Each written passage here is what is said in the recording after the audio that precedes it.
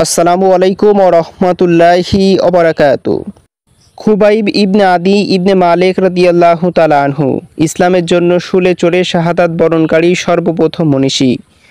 চতুর্থ হিজরি সফর মাসের প্রথম দিকে সংগঠিত হয় রাজিয়া ট্রাজেডি।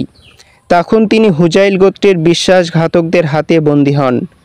তারা তাকে মক্কার উকবা ইবনে হারেস ইবনে আমেরের কাছে চড়া মূল্যে বিক্রি করে। তিনি বদর যুদ্ধে এই উকবার পিতাকে হত্যা করেছিলেন।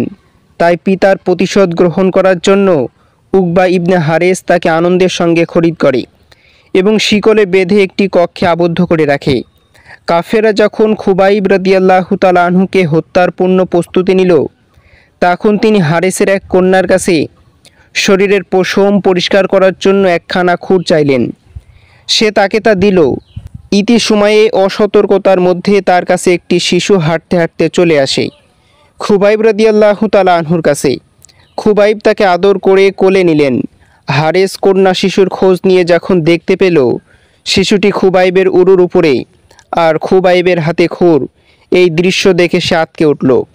খুবাইব রাদিয়াল্লাহু তাআলা আনহু বুঝতে পেরে বললেন, তুমি কি তোমার শিশুর ব্যাপারে এমন আশঙ্কা করছো যে আমি তাকে হত্যা করব? তা কখনোই নয়, আমাদের আদর্শ এমন নয়।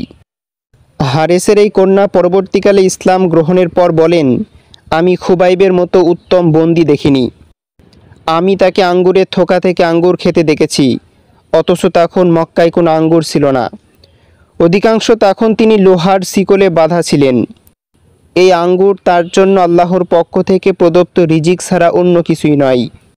এরপর তারা খুবাইব রাদিয়াল্লাহু তাআলা আনহুকে হত্যা করার জন্য হারামের বাহিরে তানঈম নামে স্থানে নিয়ে গেল।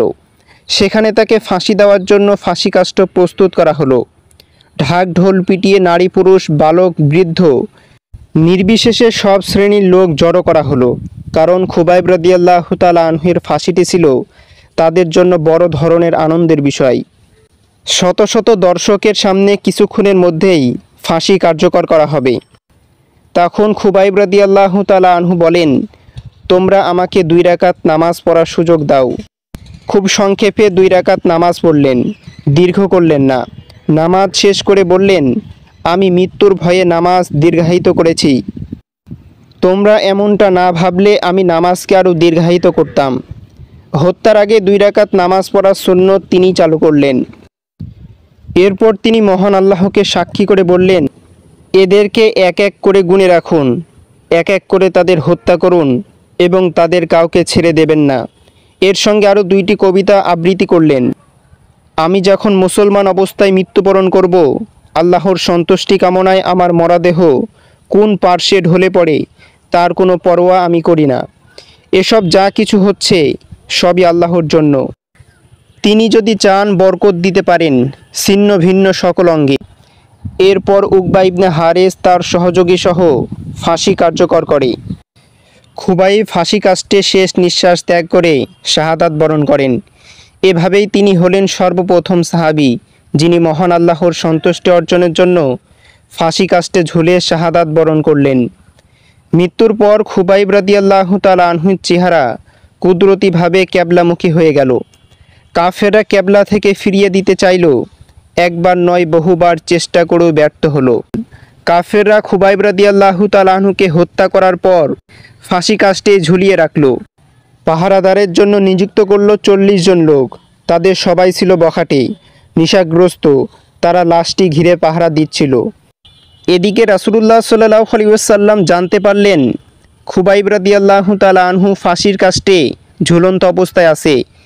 তার লাশটি উদ্ধার করার জন্য রাসূলুল্লাহ সাল্লাল্লাহু আলাইহি ওয়াসাল্লাম মিকদাদ ইবনে আমের রাদিয়াল্লাহু তাআলা আনহু এবং জুবাইর ইবনে আওম রাদিয়াল্লাহু তাআলা আনহুকে পাঠালেন।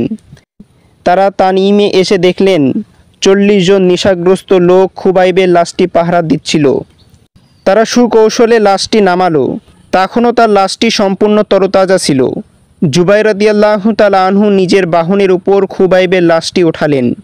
এর মধ্যেই পাহারাদাররা টের পেয়ে তাকে ধাওয়া শুরু করলো। ব্যক্তিক অবস্থায় জুবাইর রাদিয়াল্লাহু তাআলা আনহু লাশটি ফেলে দিলেন।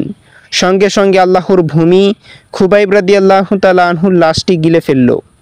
এই কারণেই খুবাইব রাদিয়াল্লাহু তাআলা আনহুকে বলা হয় বালিউল আরদ, অর্থাৎ মাটি যাকে গিলে ফেলেছে।